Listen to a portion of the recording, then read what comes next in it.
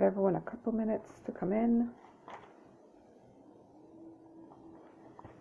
Today's going to be a little interesting, I hope, because I'm going to be talking all about how I prepare for my 3-day fast, which is coming up again, June 1st, 2nd, and 3rd. I have a couple of things I'm going to share with you regarding how I actually, things that I use prior to starting my fast, but I won't get into those just yet. This fast is going to be 3 days long, June 1st, 2nd, and 3rd. It is something that I do every single month, and I have been doing it now for, I want to say, a couple years. I've been fasting every year, but it's as far as the 3 days a month is concerned, I have not been doing that.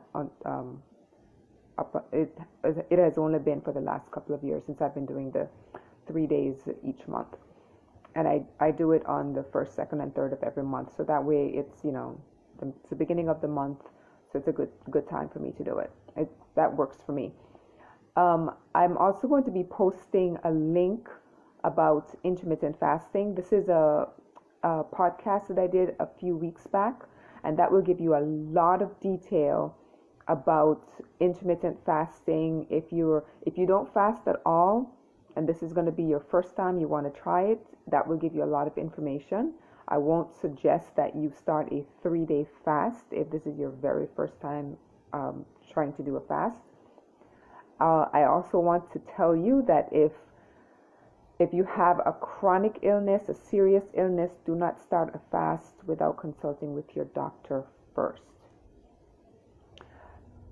The fast is not easy. Doesn't matter if you do it for 24 hours, if you do it for 3 days. This is the first time doing it, a fast can be a very challenging thing to do. I've been doing it for several years now, so it's something that I'm used to. And I'm going to share with you a couple ways that I do it that make it a little bit easier each time. It's I've done a 40-day fast during Lent before. It was extremely challenging, and I didn't do it this year. I actually did it last year during, and I was doing it basically because I was seeking strength for my sister, who was my baby sister, who at the time was battling cancer. She passed away this past January, but I was doing it at the time basically for her. So I guess the next thing I do want to say is first seek your doctor if this is your first time attempting a fast, and secondly, if you're going to do a fast, there needs to be a reason why you're doing the fast. So set an intention as to why you want to do this particular fast. Is it because you want to do a bit of a detox? Is it because you want to boost your immune system? Is it because you want to lose a couple pounds? Is it because you want to get closer to God? Whatever your reason is, have a reason as to why you're doing the fast, because it does make the fast a little bit easier, and it does add worth and value to the fast, rather than just say I'm going to fast for a couple of days. Have a reason why you're doing the fast. All right, so like I said, this fast that I'm going to be starting on June 1st, it will be June 1st, 2nd, and 3rd, a full 72 hours, is going to be a water fast only, and I'm inviting you to join me if you feel called to do so. But like I said, I would want you to have a reason as to why you would want to do this fast with me. I'm going to post the link that gives you a lot of benefits of doing a fast. There are many reasons for doing a fast, and yours, you can come up with yours. For me, fasting is biblical. It is written in scriptures, and it's not just part of Christianity. There's lots of other religions that actually require fasting. There's in the Jewish tradition, there's Yom Kippur, and I think it's just like a 1-day fast. In the Muslim tradition, there's Ramadan, and Ramadan, I believe, is for an entire month, and they're not allowed to eat anything from sunup until sundown. They're not allowed to eat, they're not allowed to drink, they're not allowed to smoke anything, and they're not even allowed to have sex during that entire time. So that's a really strict fast, and they're they are encouraged, I believe, to get up extremely early and to have some water, because throughout the entire day they're not allowed to have water or that sort of thing. It's a completely dry fast that they're doing. So they get up extremely early, have whatever water they're going to feel their body is going to need throughout the day, and then their fast goes from sunup to sundown, and then they have a small meal at the end. So you imagine having a small meal once a day for an entire month. You know how challenging that can be. Please say hello as you're popping in. I can see that there are a couple of people who are here. So I know. So there are a couple of religions other than Christianity that do have fasts that are required of them. Fasting is really good for your body, and I know I've mentioned to people, and I've asked people to join me on a fast, and the first thing I hear is, I can't do that. There is no way that I can go without food. But the human body is designed to go without food for an extended period of time. We can do it. It's just the whole idea of getting our mindset to where we say, okay, I'm going to not eat for today. And there are many ways of doing this, and like I said, they're going to be in the podcast link that I'm going to share with you. And rather than me hashing out everything here, I'm going to post a link that explains a lot about intermittent fasting and different types of fasting that you can do, because I know not everyone can go an entire day without fasting without preparing your mind. And getting ready for a fast does require some preparation, and getting ready for a fast does require a certain mindset. So I do want you, if you do plan to do this with me, to prepare yourself. You don't have to do it for the full 3 days. You can choose to do maybe a fast throughout the day, or you may choose to do a fast where you kind of lump all of your meals within a short period of time, from let's say 6 hours. Hi Paula. And that is still considered a fast. It's part of intermittent fasting. So let's say you have your first meal at midday at 12 o'clock and your last meal at 6 o'clock in the evening. So you eat everything that's required of you in those 6 hours. And then you fast from, you finish your meal at 6:30. So you fast from 6:30 until the next day at 12 o'clock. That's still considered fasting, and you still get the benefits, because I understand that not everyone. Hi Emily. I understand that not everyone can go, for an extended period of time without fasting, but you can still get some benefits from doing intermittent fasting, or a 12-hour fast, or a 24-hour fast. I have just gotten so used to doing a 3-day fast in every month. And last year I did a 40-day fast, and that one was much more challenging. But the way that I did it was I didn't have any solid foods. I had, for the first 4 days, it was water only. For 3 days after that, I did like herbal teas with no sugar, no sweetener, no honey, nothing, just plain herbal tea. The next week, for the 7 days, I did a smoothie, but again, just the fruits and coconut water blended up, no sweetener, no sugar, no kind of sweetener in there whatsoever. And the third week, what I did was very, very watered down soup, as in broth. There's no vegetables ground up in there, nothing like that. And then for the fourth week, I gradually started to add in a little bit of what's solid, simply by blending up some vegetables, adding into soup. So my soups got a little bit thicker, but they were still kind of runny, because you don't want to have anything solid so quickly after a fast.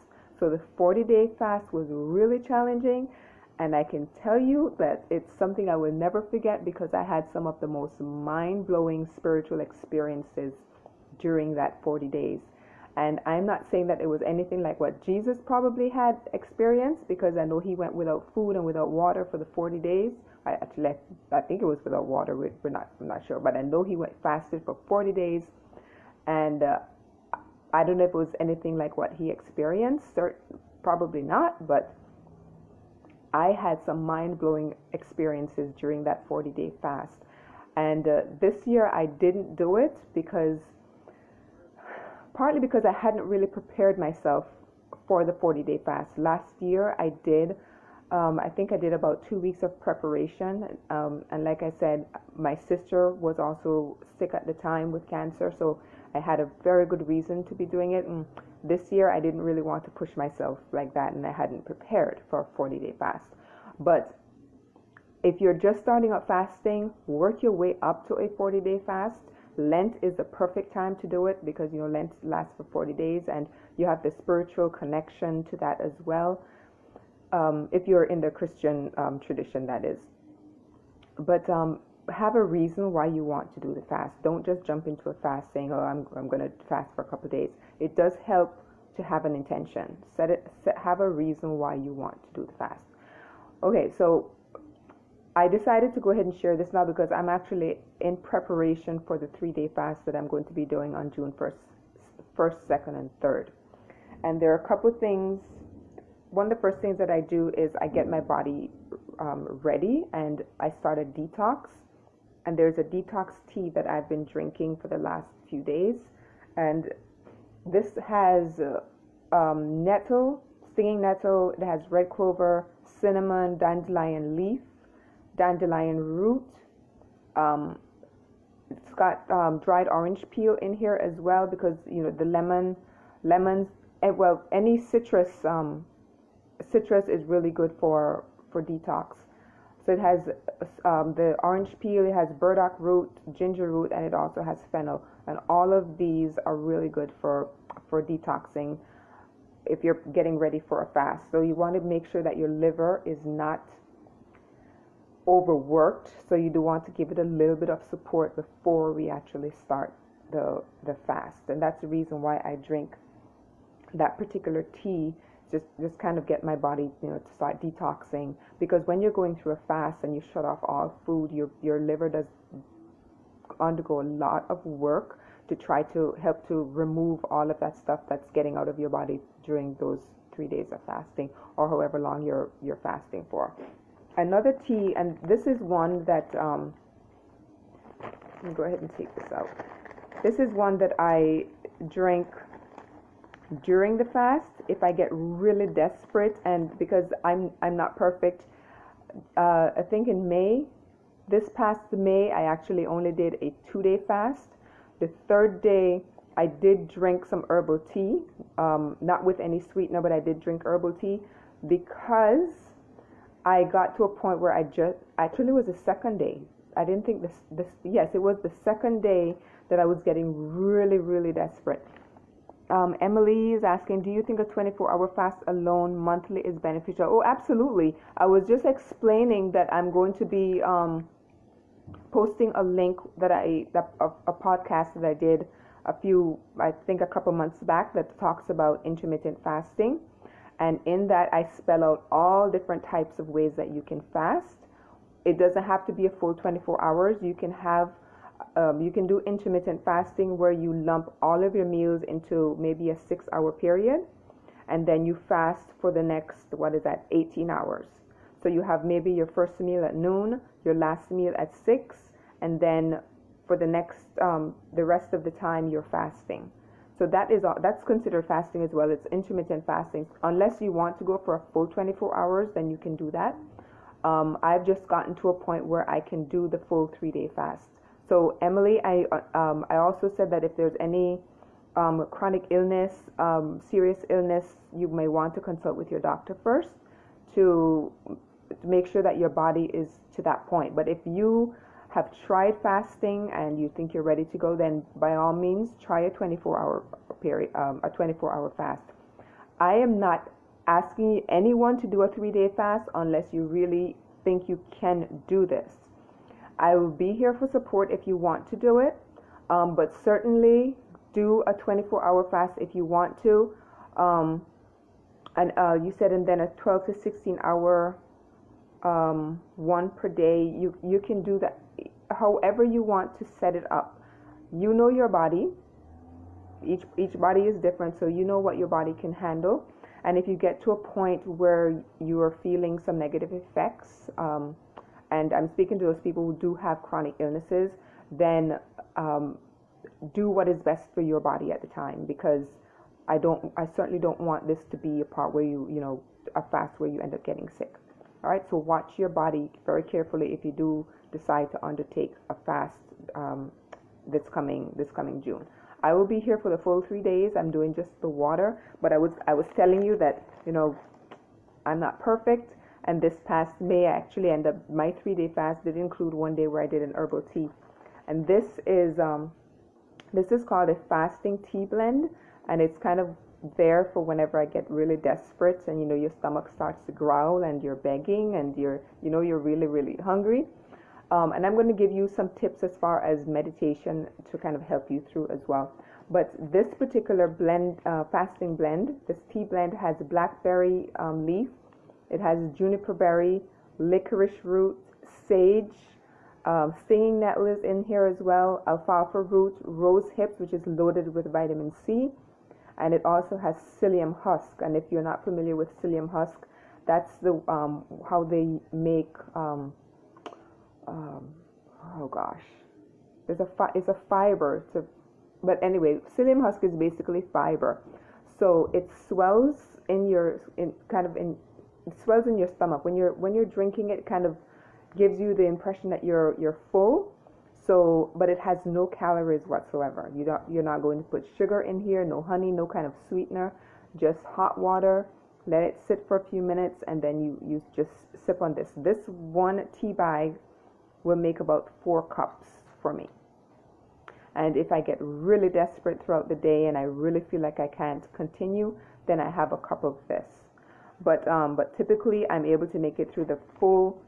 Last month was the first month that I did not make the full 3 days. I ended up having some of that tea, but for the 3 days, it's usually not very challenging.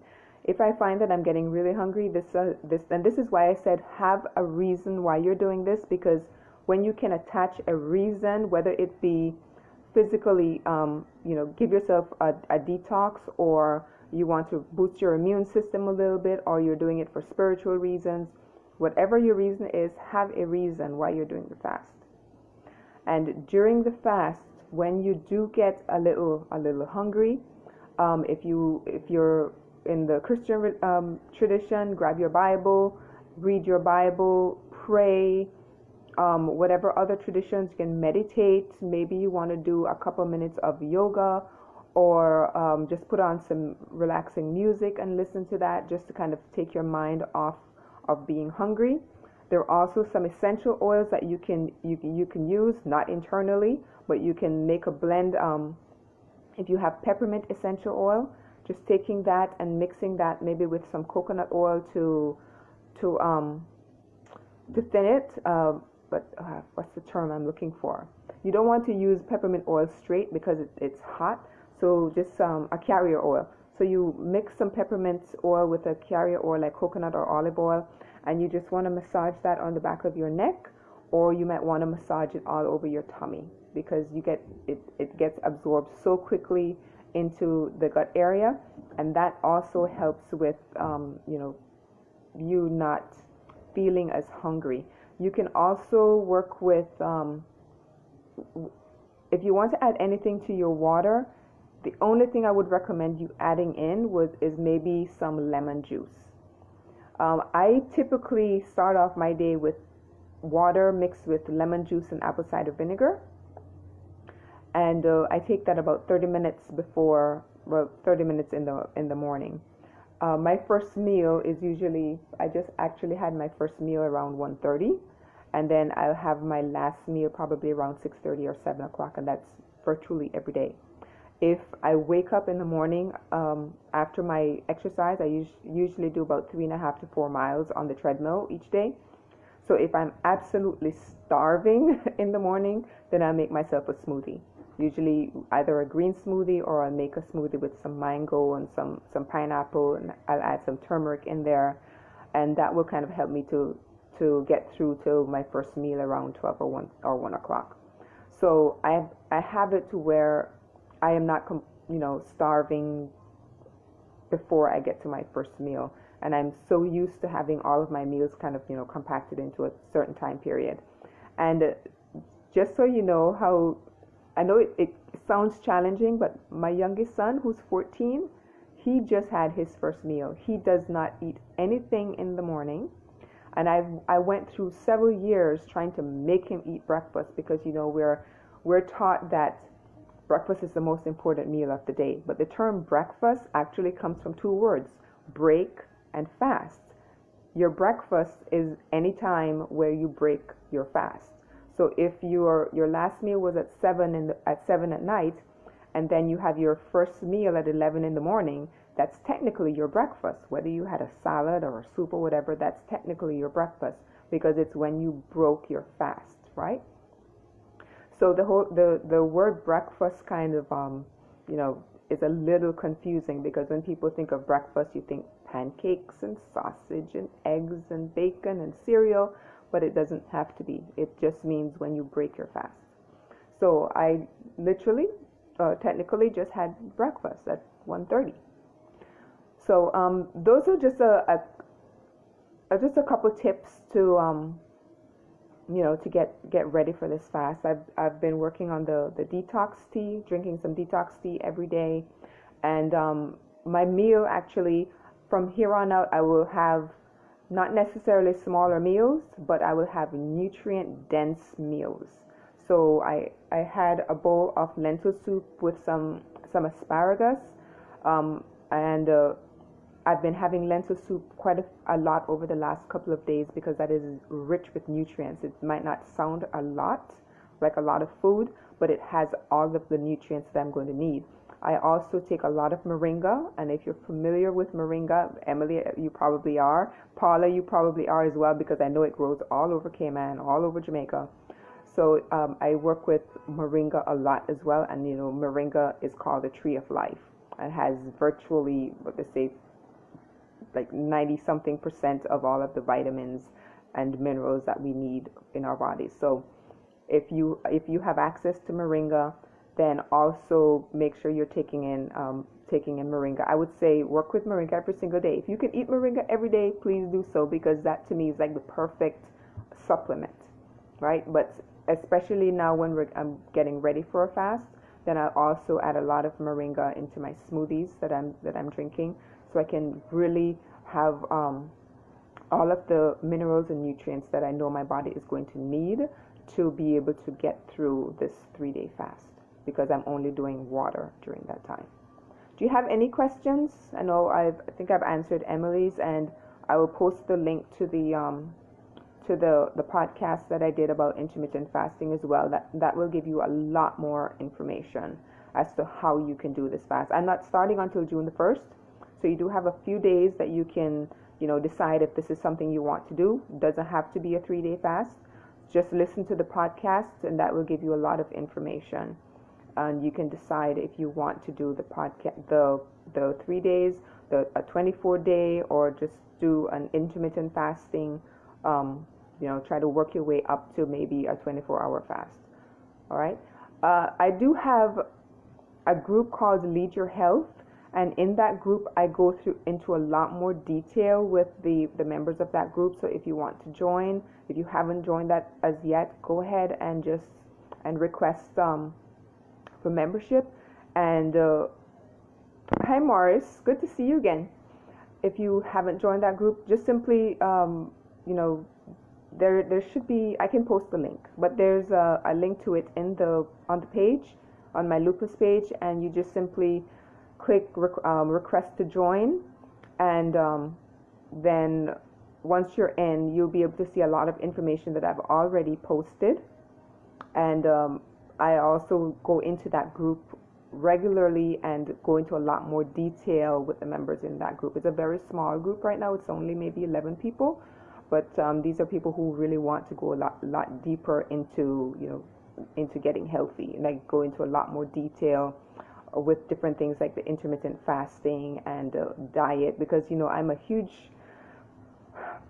I talk about diet a lot because I really do think that what you put into your mouth does determine how healthy you are. So I do push the diet a lot. I've been interested in fasting for a long time now, but never getting the guts to or getting serious about it. So this is very helpful and encouraging. That's good, Emily.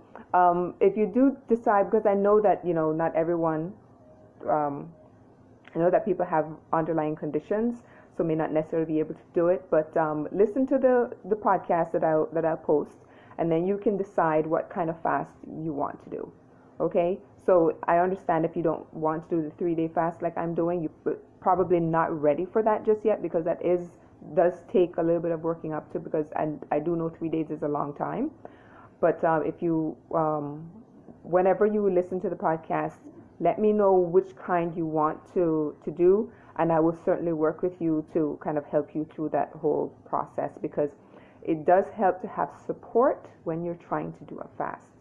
It's not something that I would encourage a first-timer to try to do on their own. All right?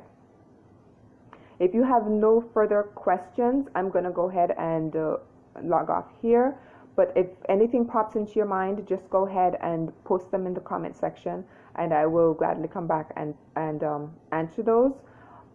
I will also post that link. I'm won't forget to do that. But also remember that there's the Lead Your Health group if you want to go a little bit deeper into your healing. Diet. I talk about diet in there, and I talk about a lot of other topics that I've worked with to heal my body from lupus. So just simply click on the join for the Lead Your Health group, and I will get a notification, and I will welcome you in there. Okay? I want to make sure that I did say everything I wanted to mention. I think I did mention everything, but one thing I do want to say, and I'm going to repeat this: you do have to get in a mindset where you're ready to fast. Saying I'm going to fast tomorrow after eating really heavy meals today, you're probably not going to make it through 24 hours of fasting. So you do have to prepare yourself. You have to prepare yourself physically. You have to prepare yourself mentally for a fast as well. And don't forget that if you have any underlying conditions, say this again, consult with your doctor and let them know what you're doing. Don't try to attempt anything that's and watch your body. Listen to your body, because your body will tell you, look, I can't do this, or look, let's just you fasted for 8 hours, let's eat something. So gauge your fast based on how your body is feeling, and maybe next month you can work your way up to 24 hours, maybe to a 48-hour the next month, and maybe a 72-hour fast on the next month. This is not something that I jumped into with a 3-day fast. I've been, I think since I was, as long as I can remember, growing up in Jamaica with my grandma, every Lent we had to fast. But it wasn't necessarily withholding food. It was we couldn't eat anything but fish and whatever else was served with the meal, with the fish, right? There was no chicken, there was no other meat whatsoever but fish. So that was our fast. So I grew up knowing that come every Lent I was going to fast in some form or another. It's only been maybe the last 12, 15 years that I've really gotten serious about fasting, and it was basically my church, the church I was attending at the time. At the beginning of every year, they did a 3-week fast. And it started off with 1 week of water, and then the second week was the Daniel fast, which was basically fruits and vegetables, and then the third week was fasting from maybe electronics or fasting from whatever you decided to fast from. And then the fourth week, we kind of got back slowly into the routine of eating, right? So I've been doing that every year as well, the 3-week fast with church. But then I also, over the last few years, started to add in the 3 days every single month. So this is something now that I've been doing every single month, and I'm used to it. Last year I did the 40-day fast, which I told you earlier was really, really challenging. Not impossible, but it's an extremely challenging one, and you definitely have to prepare very well for that one. So after doing maybe a few 3-day fast, 3-day water fast, or maybe and then working your way up to maybe a 7-day water fast, then you can gradually work your way up to an even longer one. And the benefits are amazing. I mean, you learn on your own. The benefits range from, amazing spiritual experiences to maybe just losing a few pounds, or just having your immune system boosted, because when your body gets to a certain point when you're fasting, that and I'm not a biologist, so I'm just going to put these in lay terms, where your body puts itself into what's considered autophagy or autophagy, where your body literally starts to break down the fat that's in your body. And you can do this through intermittent fasting. You can do it through an extended fast, like a 3-day fast. It all depends on the kind of fast, but the idea is to get your body into that state, and in that state, your immune system, you're cleaning out your gut, and you're giving your digestive system a break, which is basically what this is. And by giving your immune system a break, it's allowed to rest and recover, because right now with every meal, every time you put something, you chew something, it goes into your stomach, and your stomach has to work and work, and 90% of your energy actually goes to digesting food in your stomach, right? And that's why a lot of people, when they have a heavy lunch, they start to get, we have if you're in the Caribbean, there's a certain term we use for that. I won't mention it here, but we know what that is, right? So when you get really tired and sleepy after eating a meal, usually around 1, 2 o'clock in the afternoon, that's because all of your energy is being taken into your digestive system to digest your food. So you're going to feel kind of foggy, not able to focus, because you don't have any energy going to your brain. So that's another benefit of fasting. When you're fasting, your energy goes everywhere else that you need it. You are able to think even more clearly. The focus is there, concentration is there, because your stomach is not taking away all of that energy from you, right? And I go into this in a little bit more detail in the podcast that I will link into this as well. That was a tangent I went off on. I really hadn't planned on. It just popped into my head. So anyway, if there are not any more questions, I'm going to go ahead and log off. And if anything do pop into your head, just post the comments or the questions in the comment section below, and I will come back and respond to those.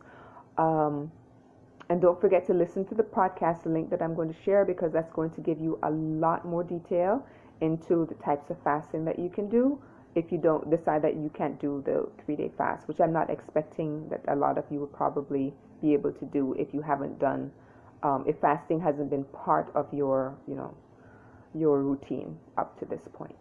All right. So thank you guys so much for joining me today. I hope this has been helpful. I know Emily said this has been very useful information. I'm glad. So just listen to the podcast, and again, reach out to me if you decide that you want to try a particular fast, and I'll be there to support you. Let me know which one you want to do, and don't do this without support. That's another thing I'll stress. It does help to have support. It doesn't matter how long you've been doing it. I've been doing this for years now, and I still try to encourage other people who I know do fast on a regular basis. I try to join them as well, and that way we have support, when we get to that point where we feel that we just have to have something to eat. So it does help to have support. So reach out to me, join the Lead Your Health group, and you'll also get a lot of support in there as well. All right, so thank you again for joining me, and I will see you all tomorrow at the same time.